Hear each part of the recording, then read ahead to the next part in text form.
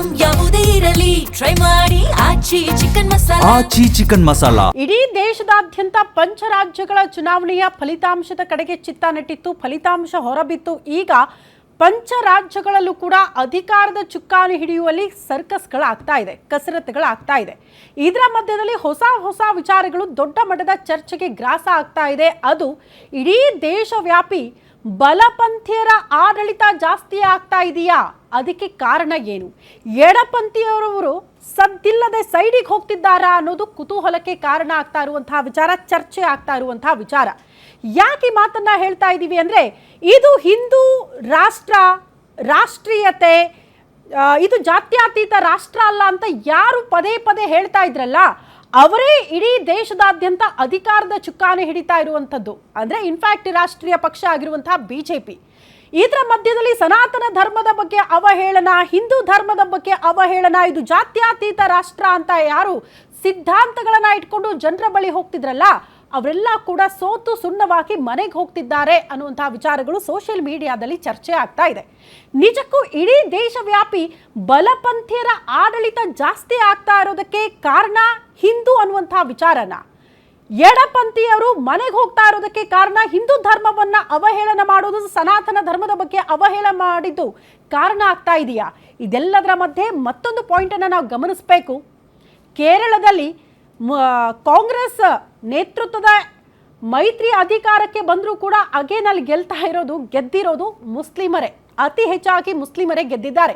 ಇದರ ಅರ್ಥ ಏನು? ಯಾವ ಸಂದೇಶ? ಇದು ಚರ್ಚೆಯಾಗಬೇಕಾಗಿರುವಂತಹ ವಿಚಾರ. ಹಾಗಾಗಿ ಇದ್ರ ಬಗ್ಗೆ ಇವತ್ತು ಸುದೀರ್ಘವಾಗಿ ಚರ್ಚೆ ಮಾಡೋಣ. ಇದೆ ಈ ಹೊತ್ತಿನ ವಿಶೇಷ ಬಲಕ್ಕೆ ಭಾರತ.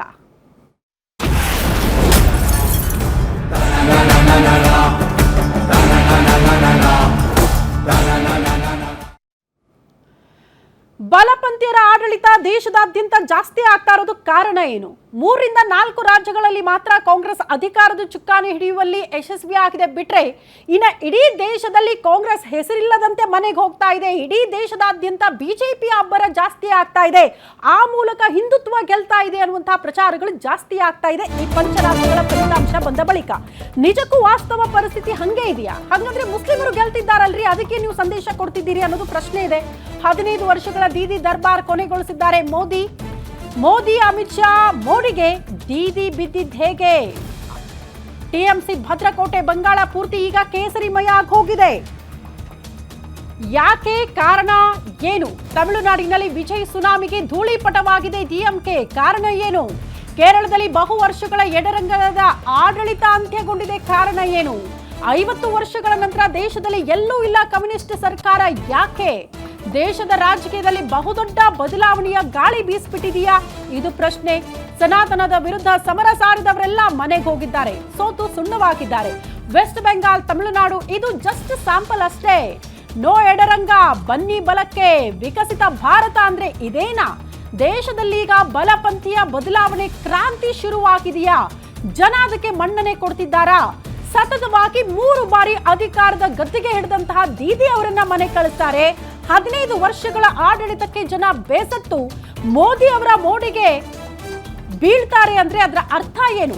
ಜಸ್ಟ್ ಮೋದಿ ಬಂದ್ರು, ಪ್ರಚಾರ ಮಾಡಿದ್ರು, ರ್ಯಾಲಿ ಮಾಡಿದ್ರು, ಅಮಿತ್ ಶಾ ಬಂದ್ರು, ಇದಷ್ಟೇ ವರ್ಕೌಟ್ ಆಗಿದೆಯಾ? ಅದ್ರ ಆಚೆಗೆ ವರ್ಕೌಟ್ ಆಗಿರುವಂತಹ ಫ್ಯಾಕ್ಟರ್ಗಳು ಏನು?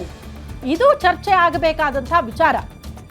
ಕಾಂಗ್ರೆಸ್ ಇದು ಜಾತ್ಯತೀತ ರಾಷ್ಟ್ರ, ಮುಸ್ಲಿಂ ಸಮುದಾಯವೇ ನಮ್ಮ ಅತಿ ದೊಡ್ಡ ಶಕ್ತಿ ಅಂತ ಹೇಳ್ತಾನೆ. ಇಡೀ ದೇಶದಲ್ಲಿ ಬೆರಳೆಣಿಕೆ ಎಣಿಸ್ಬೇಕು. ಕರ್ನಾಟಕ, ಹರಿಯಾಣ, ಹಿಂಗೆ ಕೇರಳ, ಈ ರೀತಿ ಎಣಿಸಿದ್ರು 3 ರಿಂದ 4 ರಾಜ್ಯಗಳು ಬಿಟ್ರೆ ಇನ್ನೆಲ್ಲಿದೆ ಕಾಂಗ್ರೆಸ್? ಇಂಥ ಪರಿಸ್ಥಿತಿ ಇದೆ ದೇಶದಾದ್ಯಂತ. ಕಾಂಗ್ರೆಸ್ ಧೂಳಿಪಟ ಆಗ್ತಾ ಇರೋದಕ್ಕೆ, ಬುಡ ಸಮೇತ ಕಾಂಗ್ರೆಸ್ ಮನೆಗೆ ಹೋಗ್ತಾ ಇರೋದಕ್ಕೆ ಕಾರಣ ಆಗ್ತಾ ಇರುವಂತಹ ಅಂಶಗಳಾದ್ರೂ ಏನು? ಇದರ ಮಧ್ಯದಲ್ಲಿ ಬರೀ ಎಡಪಂಥೀಯರು ಮನೆಗೆ ಹೋಗ್ತಾರೆ, ಬರೀ ಬಲಪಂಥೀಯ ಆಡಳಿತ ಶುರುವಾಗ್ತಾ ಇದೆ ಇಡೀ ದೇಶದಾದ್ಯಂತ ಅನ್ನುವಾಗಲೇ ಮತ್ತೊಂದು ಪ್ರಶ್ನೆ ಹುಟ್ಕೊಳ್ಳುತ್ತೆ.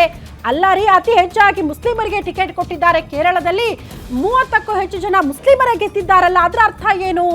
ಜಾತ್ಯತೀತ ರಾಷ್ಟ್ರ, ಇದು ಹಿಂದೂ ರಾಷ್ಟ್ರ ಮಾತ್ರ ಅಲ್ಲ ಅಂತ ಹೇಳ್ತಾ ಇದ್ದವರು ಗೆದ್ದಿದ್ದಾರಲ್ಲ, ಅದಕ್ಕೆ ಯಾವ ಉತ್ತರ ಕೊಡ್ತೀರಿ ನೀವು ಅನ್ನೋದನ್ನ ಕೆಲವರು ಪ್ರಶ್ನೆ ಮಾಡ್ತಿದ್ದಾರೆ.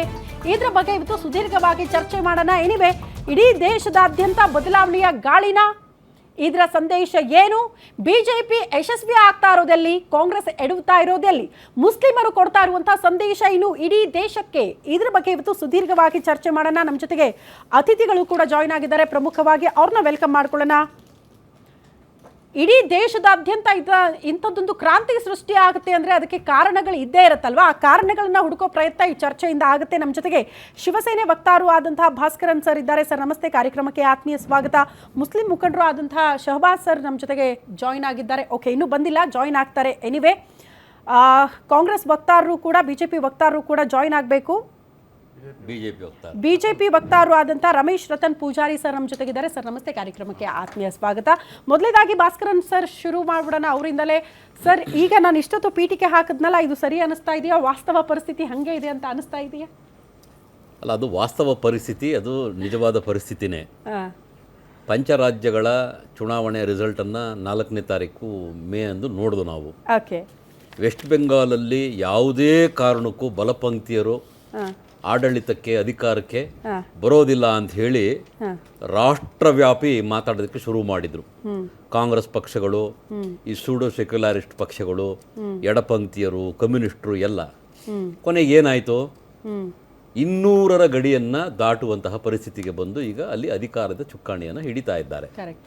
ತಮಿಳುನಾಡಿನಲ್ಲಿ ಸನಾತನ ಧರ್ಮವನ್ನು ನಿಯಂತ್ರಣ ಮಾಡಿದ್ರೆ ಮಾತ್ರ ಸಾಲದು, ಅದು ಡೆಂಗ್ಯೂ ಮತ್ತು ಮಲೇರಿಯಾ ರೀತಿ ಇದ್ದಂಗೆ ಅದನ್ನು ಸಂಪೂರ್ಣವಾಗಿ ನಿರ್ಮೂಲನೆ ಮಾಡಬೇಕು ಅಂತ ಹೇಳಿದಂಥ ಪಕ್ಷ ಅದೇ ನಿರ್ಮೂಲನೆ ಆಗೋಯ್ತು. DMK ನಿರ್ಮೂಲನೆ ಆಗುವುದರ ಜೊತೆಗೆ ನೋಡಿ, ತಮಿಳುನಾಡಿನ ಇತಿಹಾಸದಲ್ಲಿ ಇನ್ಕಂಬಂಟ್ ಚೀಫ್ ಮಿನಿಸ್ಟರ್ ಅಂದರೆ ಎಲೆಕ್ಷನ್ಗೆ ಹೋಗಬೇಕಾದ್ರೆ ಮುಖ್ಯಮಂತ್ರಿ ಯಾರಾಗಿರ್ತಾರೆ ಅವರ ಸೀಟನ್ನೇ ಸೋತಿರೋದು ಸ್ಟಾಲಿನ್ ಅವರು 2ನೇ ಅವರು.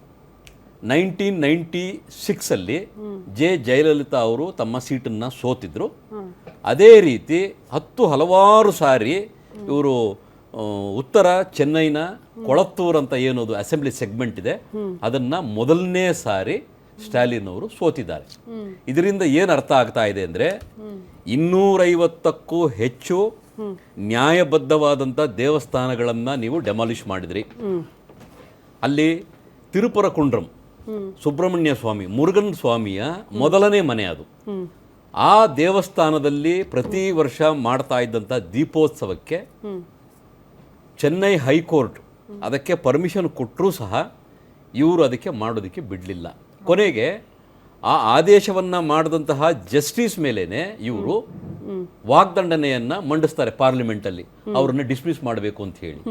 ಜನ ಒಂದು ಲಕ್ಷ್ಮಣ ರೇಖೆ ತನಕ ಅವರು ವೆಯ್ಟ್ ಮಾಡ್ತಾರೆ, ಒಂದು ಬಾರ್ಡರ್ ತನಕ ವೆಯ್ಟ್ ಮಾಡ್ತಾರೆ. ಆಮೇಲೆ ಏನಾಗುತ್ತೆ, ಆ ಸಹನೆ ಮೀರಿದ ಮೇಲೆ ಅವ್ರು ಏನು ನಿರ್ಧಾರ ತಗೊಂಡಿದ್ದಾರೆ. ಈಗ ನೀವು ಅಲ್ಲಿ ಪ್ರಾರಂಭದಲ್ಲಿ ಹೇಳಿದ್ರಿ ಬಲಪಂಕ್ತಿಯ ರಾಷ್ಟ್ರ ಅಂತ. ನೀವು ಹೇಳದೆ ಹೋಗ್ಲಿ, ನಾನು ಹೇಳದೆ ಹೋಗ್ಲಿ, ವಾಸ್ತವಾಂಶ ಇದು ಬಲಪಂಕ್ತಿಯ ರಾಷ್ಟ್ರನೇ. ಯಾಕಂದ್ರೆ ನಮ್ಮ ರಾಷ್ಟ್ರದ ಹೆಸರು ಭಾರತ, ನಮ್ಮ ರಾಷ್ಟ್ರದ ಹೆಸರು ಹಿಂದೂಸ್ತಾನ. ಜಾತ್ಯತೀತ ರಾಷ್ಟ್ರ ಅಲ್ಲ. ನೋಡಿ, ಜಾತ್ಯತೀತ ಅಂದ್ರೆ ಸೆಕ್ಯುಲರ್ ಅಂತ ಇದೆಯಲ್ಲ, ಕಾಂಗ್ರೆಸ್ ಆಗಲಿ ಮತ್ತು ಬೇರೆ ಬೇರೆ ಪ್ರಾದೇಶಿಕ ಪಕ್ಷಗಳು ಸೆಕ್ಯುಲರ್ ಅಂತ ಹೇಳ್ಕೊಳ್ತಾರೆ. ಆಕ್ಚುಲ್ ಆಗಿ ಸೆಕ್ಯುಲರ್ ಮತ್ತು ಸೆಕ್ಯುಲಾರಿಸಮ್ ಅನ್ನೋದು ನಿಜವಾದ ಅರ್ಥ ಯಾರಿಗೂ ಗೊತ್ತಿಲ್ಲ.